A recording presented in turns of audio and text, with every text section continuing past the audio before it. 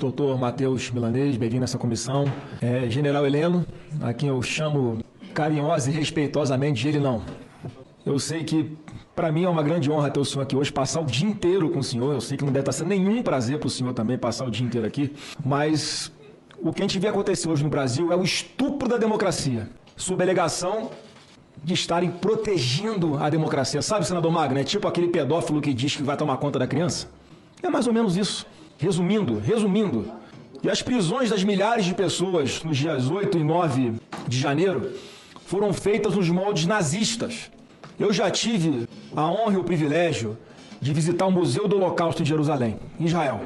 Quem não teve essa experiência ainda, faça o possível para ter, para saber qual é o tamanho do grau de maldade e crueldade que alguém pode impor a uma pessoa próxima, né, um ser humano na vida.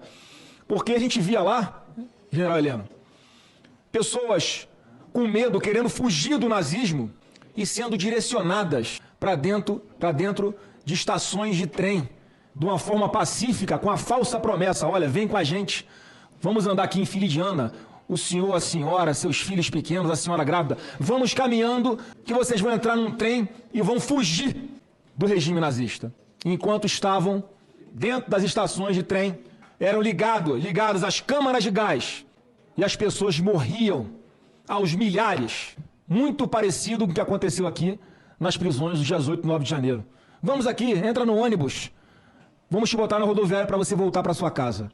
E o destino foi o presídio. E uma coisa curiosa e muito desagradável que aconteceu foram, por exemplo, as tomadas de depoimentos.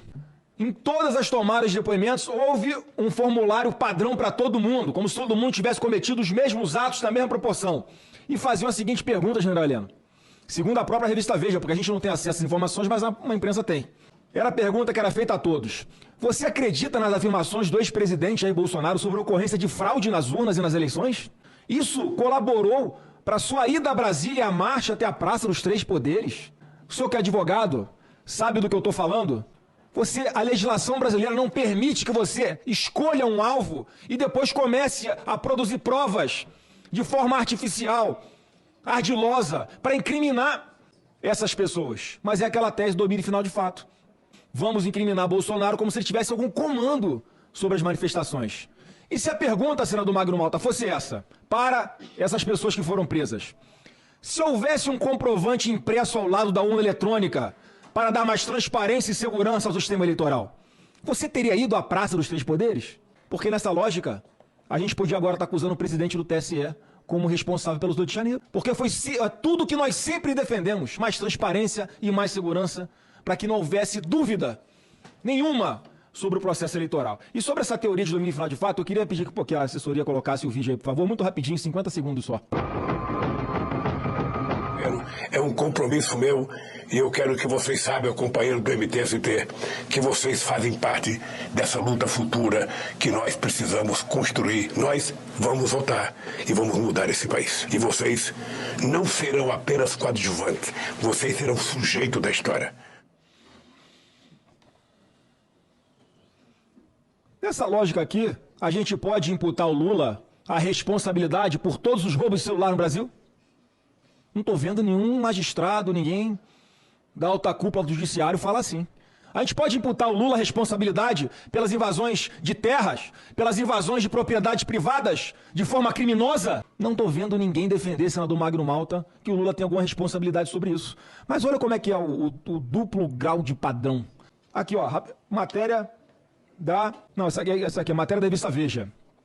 Todos vão se lembrar de abril de 17, um pouquinho antes do impeachment da Dilma. Exército foi sondado para decretar estado de defesa, diz general. Segundo general Eduardo Vilas Boas, políticos de esquerda fizeram a consulta nos dias que antecederam o impeachment de Dilma Rousseff. Alguém tem conhecimento de que algum deputado de esquerda está sendo investigado por tentativa de golpe, ameaça à democracia, ruptura do Estado Democrático de Direito? Não, né? Eu achava que a gente estava numa democracia e que ninguém olhava a capa de processo. Então não vi nenhum político de esquerda sendo investigado por isso. Mas olha que interessante, senador Magno Malta. Matéria aqui dessa semana também. STF forma maioria para não suspender direitos políticos de Dilma Rousseff. Pelo que eu me lembro, na Constituição Federal, e ela foi torturada para que se chegasse até essa conclusão, o artigo 52 diz que em processo de impeachment, o presidente da República, quando condenado por 2/3 do Senado, sofre como punição, abre aspas, artigo 52 da Constituição Federal. A punição é a perda do cargo com inabilitação por 8 anos para o exercício de função pública sem prejuízo das demais sanções judiciais cabíveis. Está escrito na Constituição, senador Magno Malta, que a punição para quem sofre impeachment é ficar inelegível por 8 anos. E Dilma está aqui elegível. Só que a melhor resposta que a sociedade dá, qual é? Nas urnas. Tomou um sacode, não se elegeu senadora por Minas Gerais. Não adiantou nada, porque a população tem a palavra final. Então, presidente, eu também não tenho perguntas a fazer ao honrado general Heleno. Toda a sua trajetória fala por si de respeito, de conhecimento de campo, de pessoa que é respeitada e querida em toda a tropa da qual fui comandante. E concluo, senhor presidente, dizendo o seguinte: enquanto o judiciário usar 2 pesos e 2 medidas, julgando conforme capa de processo ou por vingança pessoal, como se tivesse o poder de decidir em nome do povo, a democracia, que nunca foi atacada por Bolsonaro, não voltará à sua normalidade. Obrigado, presidente.